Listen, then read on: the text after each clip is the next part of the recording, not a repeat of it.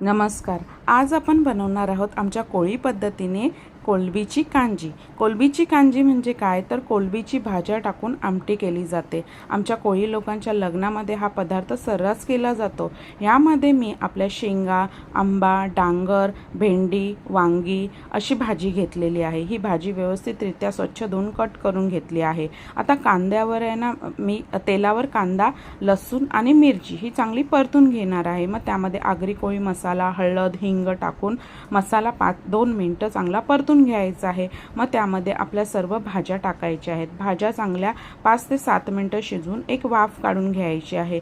मग त्यामध्ये मी आपली कोलंबी टाकणार आहे। कोलंबी टाकली की कोलंबीला चांगलं म्हणजे तेलावर आपली कोलंबी चांगली परतून घ्यायची आहे। मग त्यामध्ये पाणी ॲड करून भाज्या आणि कोलंबी एक 5 ते 7 मिनिटं चांगलं शिजवून घ्यायचं आहे। आता सर्व भाज्या आणि कोलंबी शिजवून झाली की त्यामध्ये मी चिंचेचा कोळ आणि आपलं तांदळाचं पीठ थोडंसं टाकणार आहे आणि 5 मिनिटं आंबट उकळून घेणार आहे।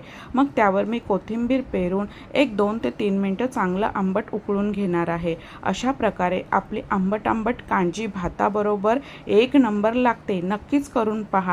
रेसिपीचा संपूर्ण व्हिडिओ वर्लीची मोनाली या यूट्यूब चॅनलवर अपलोड झालेला आहे।